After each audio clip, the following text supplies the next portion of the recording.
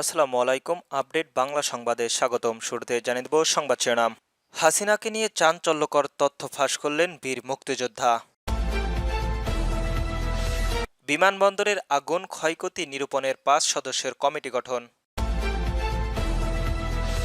PR পদ্ধতি নিয়ে জামায়াতকে একহাত নিলেন নাহিদ ইসলাম।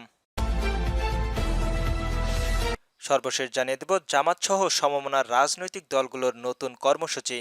শুনছিলেন সংবাদ শিরোনাম, এবার বিস্তারিত। হাসিনাকে নিয়ে চাঞ্চল্যকর তথ্য ফাঁস করলেন বীর মুক্তিযোদ্ধা। কিশোরগঞ্জ জেলা মুক্তিযোদ্ধা সংসদ ইউনিটের কমান্ডান্ট বীর মুক্তিযোদ্ধা অ্যাডভোকেট মাহমুদুল ইসলাম জানু বলেছেন, শহীদ প্রেসিডেন্ট জিয়াউর রহমানের মুক্তিযোদ্ধা না বানানোর জন্য শেখ হাসিনার হাইকোর্ট পর্যন্ত গিয়েছিলেন। শনিবার 18 অক্টোবর বিকালে মুক্তিযোদ্ধা কমপ্লেক্সের মিলনায়তনের মতবিনিময় সভায় তিনি এসব কথা বলেন। বাংলাদেশ মুক্তিযোদ্ধা সংসদ কটিয়াদী উপজেলা কমান্ডের নবগঠিত অ্যাডহক কমিটির পৌর ও ইউনিয়ন কমান্ডের সদস্যদের সঙ্গে মতবিনিময় সভায় প্রধান অতিথি ছিলেন তিনি। মাহমুদুল ইসলাম জানু বলেন, শেখ হাসিনা শহীদ জিয়াউর রহমানকে মুক্তিযোদ্ধা তালিকা থেকে বাদ দেওয়ার জন্য অনেক চেষ্টা করেছেন, এমনকি হাইকোর্ট পর্যন্ত গিয়েছিলেন তিনি। জিয়াউর রহমান কালোঘর থেকে মুক্তিযোদ্ধাদের ঘোষণা দিয়েছিলেন, তার কথা শুনে আমরা মুক্তিযুদ্ধে গিয়েছিলাম। হঠাৎ করে মুক্তিযোদ্ধার ভাতা 20,000 টাকা করার পেছনে শেখ হাসিনার এক দুরভিক্ত সিদ্ধান্ত ছিল এটি। তিনি বলেন, আমরা মুক্তিযোদ্ধারা যেমনি জিয়াউর রহমানকে মুক্তিযোদ্ধা না বানানোর ব্যাপারে কোনো বিরোধিতা না করি, সেজন্য বিদ্রোহী না করি,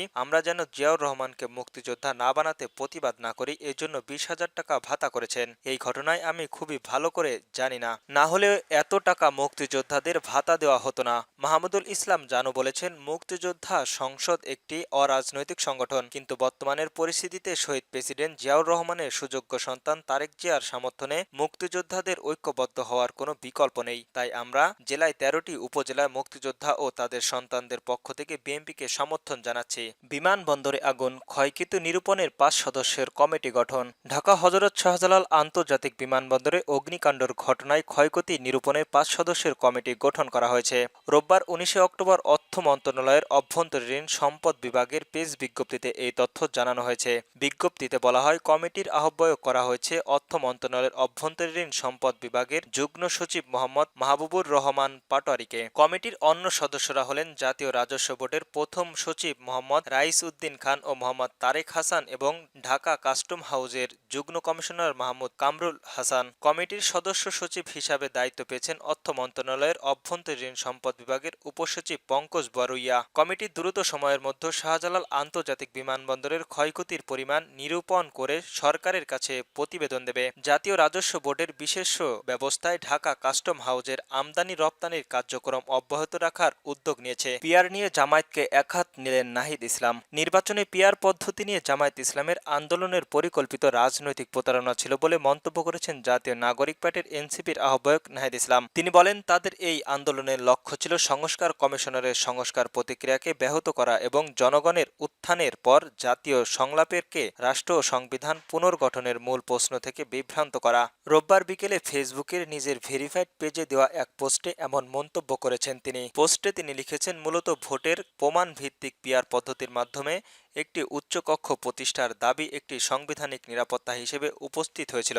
এর আশেপাশে একটি শক্তিশালী আন্দোলন গড়ে তোলার মাধ্যমে জুলাই সনদের আইনি কাঠামো প্রতিষ্ঠার লক্ষ্য ছিল। তবে জামাত ও তার সহযোগীরা এই এজেন্ডাকে জিম্মি করে একটি কেবল কৌশলগত পিআর ইস্যুতে পরিণত করে। তারা নিজেদের স্বার্থসিদ্ধির জন্য এটিকে ব্যবহার করে। তাদের উদ্দেশ্য কখনো সংস্কার নয়, বরং এটি কৌশলগত প্রভাব বিস্তার। নাহিদ ইসলামের পোস্টে আরও উল্লেখ করে বলেন, জুলাই উত্থানের আগে অথবা পরে কখনোই সংস্কার সংলাপের অংশগ্রহণ করেনি জামাত। তারা কোনো মৌলিক প্রস্তাব, সাংবিধানিক দৃষ্টিভঙ্গি বা গণতান্ত্রিক প্রজাতন্ত্রের প্রতি কোনো অঙ্গীকারের প্রদান করেননি। সংস্কার কমিশনের মাধ্যমে হঠাৎ করে তাদের সমর্থন ছিল বিশ্বাস বা দৃষ্টিভঙ্গির ফল নয়, বরং রাজনৈতিক ছদ্মবেশীধারী হস্তক্ষেপ। নাহিদ ইসলাম আরও উল্লেখ করে বলেন, এখন বাংলাদেশের মানুষ স্পষ্টভাবে এই প্রতারণাকে বুঝতে পেরেছে। তারা সত্যের প্রতি জাগ্রত এবং আমরা কখনোই ভ্রান্ত সংস্কারদারী বা কৌশলগত রাজনৈতিক খেলোয়াড়দেরকে দ্বারা প্রতারিত হবে হবেন না। সর্বশক্তিমান আল্লাহ এই দেশের সার্বভৌমত্ব জনগণ আর কখনো অসৎ,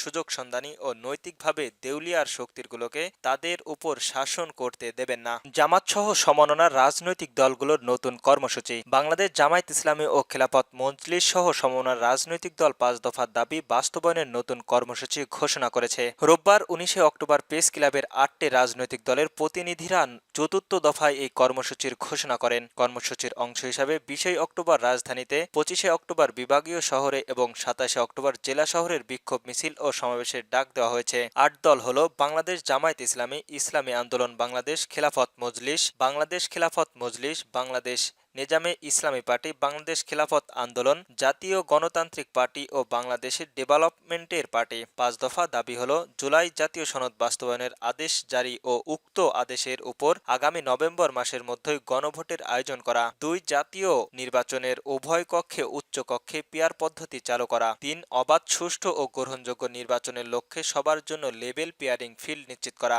৪ ফ্যাসিস্টেড সরকারের সব জুলুম, নির্যাতন, গণহত্যা ও দুর্নীতির বিচার দৃশ্যমান করা। ৫ স্বৈরাচার দোসর জাতীয় পার্টির ১৪ দলের কার্যক্রম নিষিদ্ধ করা।